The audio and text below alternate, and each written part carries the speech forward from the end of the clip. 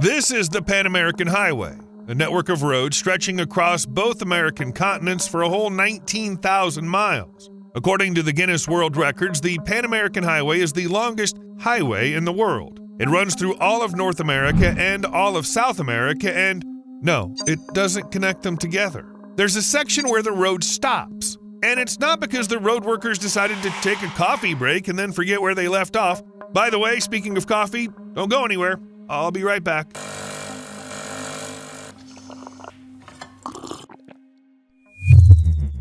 Just an unobtrusive reminder not to forget to hit the like button at the end of the video.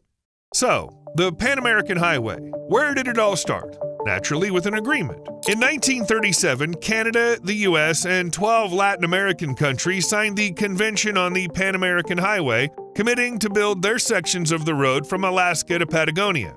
The goal was to realize the dream of uninterrupted vehicle movement between both continents. The dream, in turn, was born from optimism and friendly relations, and American companies wanted to boost sales through South American markets. They wanted to sell cars, tires, and roads. Basically, building the highway was the perfect option. It was supposed to be like an international corridor, and the countries connected by the highway would live in peace and friendship. Maybe happily ever after. And although the highway was indeed built, none of this happened. The dream collapsed on the border between Panama and Colombia, in the Daran Gap, where the land was never cleared and paved. Today, Panama and Colombia are the only neighboring countries on the planet that don't have even the most basic kind of road connection. In the Daran Gap, there are no official roads, so traveling through it's considered one of the most dangerous routes in the world. Far from any settlements, through dense rainforests, swamps, and steep mountains without a road.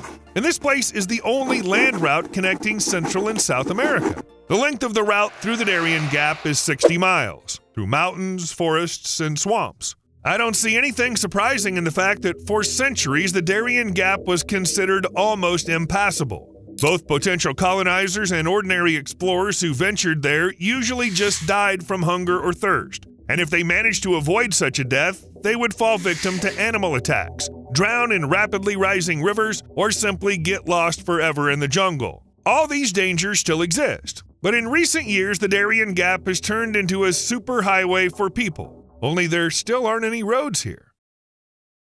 People who risk their lives are trying to get to the U.S. where they hope to find safety and work. And when I call the route a superhighway, I'm not exaggerating.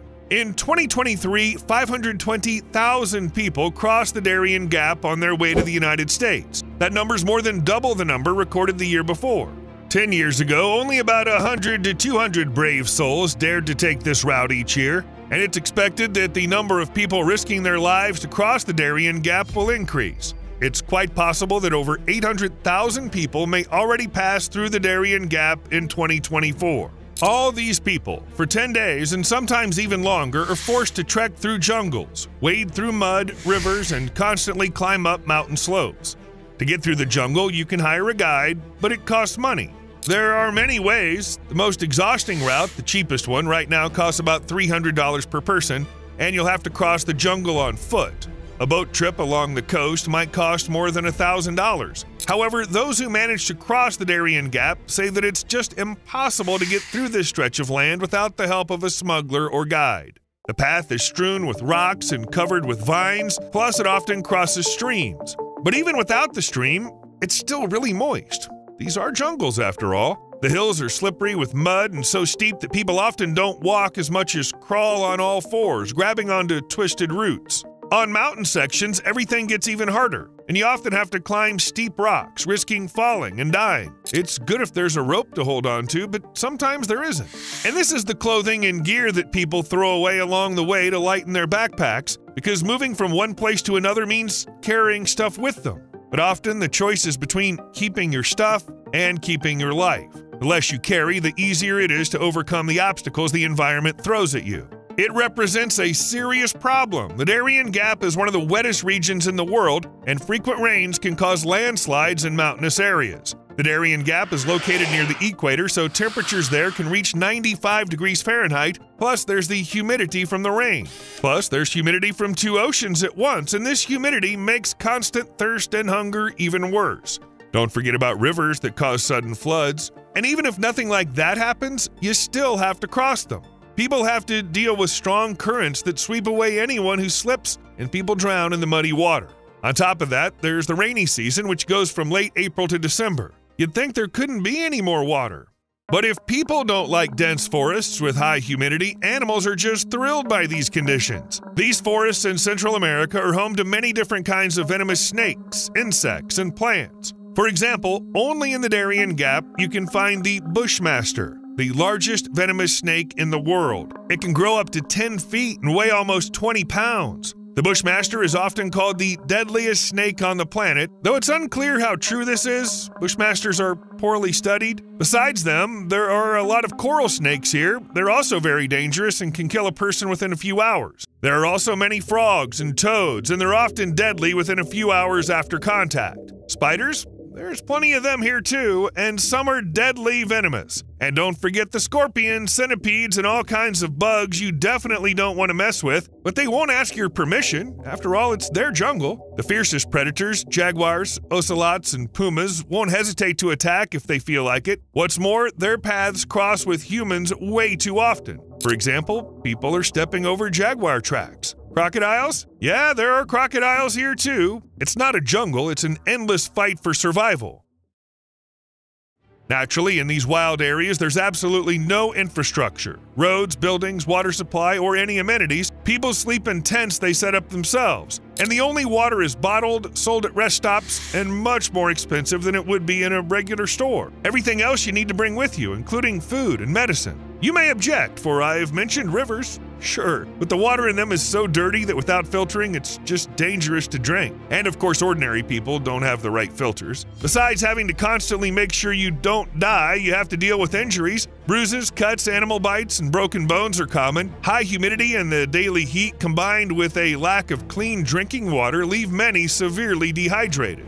There are also diseases transmitted by blood-sucking bugs, as well as fungal infections and many others, including typhus, for example. There are times when diseases can't even be diagnosed. They simply last for months, bringing people pain. But that's still not all. The route, and basically the entire path that people use to migrate from South America to North America, is controlled by criminal organizations. They make millions, if not billions of dollars from it. Extortion, thefts, assaults. People do all this to other people because they know they are completely defenseless. Even jaguars act more humanely.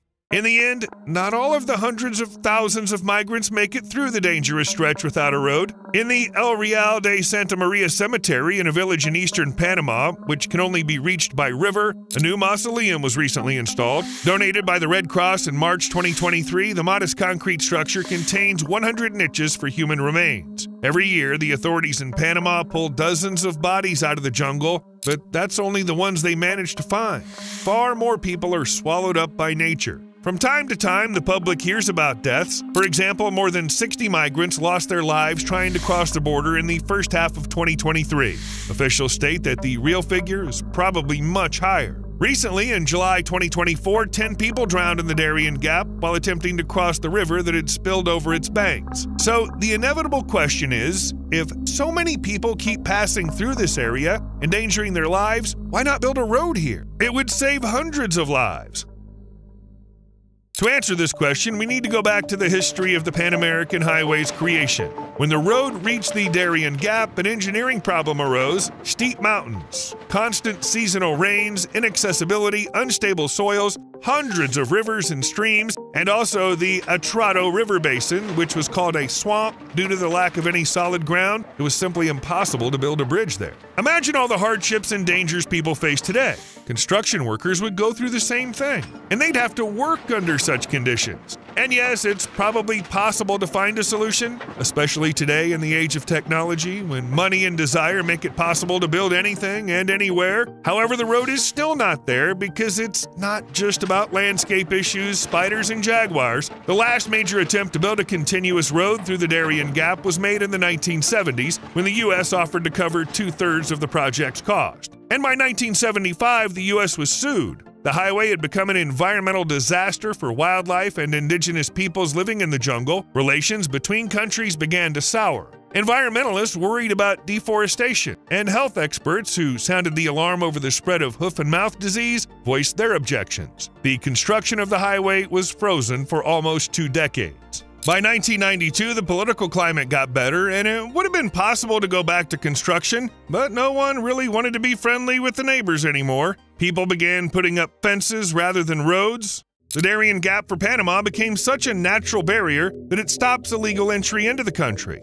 On the other hand, the U.S. saw the highway as a route for moving illegal substances. In South America, especially Argentina, highways came to be seen as a tool of American imperialism, so the road remained unfinished. And today they won't finish it, even for the sake of hundreds of thousands of people who are forced to risk their lives making their way through the jungle. All because these people are crossing borders illegally, and therefore governments are actually trying to stop them. Build a road to make their journey easier? No one's going to do that. Besides, environmentalists and local tribes are still against it. The Daran Gap is one of the most biologically diverse places on the planet, with every 5th species being endemic to this region. So what's the point of having a highway here? In case you're wondering why people choose this path, it's a complicated subject that would take more than a single video to cover, so I won't dive into it. But since we're talking about migration, it's important to mention its reasons. Mainly, it's the social and economic conditions in the region that keep getting worse. People suffer from organized crime, political instability, and the consequences of frequent natural disasters. All this forces them to leave their homes in search of a better life. And the Daran Gap is, unfortunately, the only existing route. All the others are closed off by the authorities. But what about the prospects for the highway? Maybe someday in the future? Well, the Colombian government might have been or might still be open to the idea of a road or other means of transit through the dangerous area, but the Panamanian government is not thrilled about it. At the same time, many locals today are saying that the connection with Colombia will benefit the economy through ecotourism and agriculture. Well, they're actually talking about the railway connection. It seems like it'll be more gentle on the environment, but it's a project without support from politicians and broad segments of the population. So I wouldn't expect trains anytime soon. Moreover, the economic reasons for building the road are now much fewer than before, if they even exist at all. This is because most intercontinental trade with South America is carried out by sea, and switching to cargo transport would hardly offer any benefit. So it seems pretty unlikely that they'll finish the highway. How about the bridge? In April of this year, there was unexpected news. In Panama, at one of the most dangerous border crossings for migrants in the world, they plan to build a huge bridge. The structure is being built in Yavisa, located in the Rio Chucunaco River, the point where Central and South America split. This is where the PanAmerican Highway ends from the North American side. It's believed that the migration situation might change with the construction of a new bridge, but no one understands who actually decided to build it. Funding sources are also unclear, although one version suggests it's China. It would seem, what does China have to do with any of this? But it's this country that's involved in such projects all over the world. And in recent years, a lot of Chinese people have been passing through the Daran Gap. I'm serious. According to some data, in 2023, Panamanian authorities counted 15,000 Chinese citizens in the country, which is almost 8 times more than in 2022 and 40 times more than in 2021. Moreover, from January to September 2023, U.S. border agents detained over 22,000 Chinese citizens trying to enter the country from Mexico. And now they're planning to build a bridge. Fences don't help. The newly installed barbed wire fence in the Daran Gap couldn't stop people from crossing the border between Colombia and Panama on their way to the U.S. Nearly 3 miles of barbed wire turned out to be useless. Videos posted online show that people are still apparently using the crossing, just finding a way to get through or bypass the wire barrier. Actually, with all the other dangers on the route, the wire's hardly an obstacle. Illegal coyotes. While the authorities are trying to stop people, North American coyotes are already ready to expand their range to a new continent. This North American animal has already reached the Daran Gap. If the coyote manages to get past it, it'll become a new chapter in the evolutionary history of the last 50 years. The thing is, over this time, coyotes have spread so much that all that's left is to grab some popcorn and watch what happens next. Cycling from Alaska to Argentina. On August 1st, 2021, Liam Garner from California strapped a tent and sleeping bag to his mountain bike and headed south. He decided he would bike all the way from Alaska to Argentina. And on January 10th, 2023, Garner finally reached his destination, Ushuaia. The guy rode about 20,000 miles through 14 countries over 527 days. Like you, I'm also curious. How did he get across the Daran Gap? This area is obviously not for bikes. And here's what Garner himself says. You can either take a boat or fly across. There's no crossing by land. I chose to fly because it was much cheaper than sailing across. Pretty slick of him. Looking forward to getting a like from you. See you later.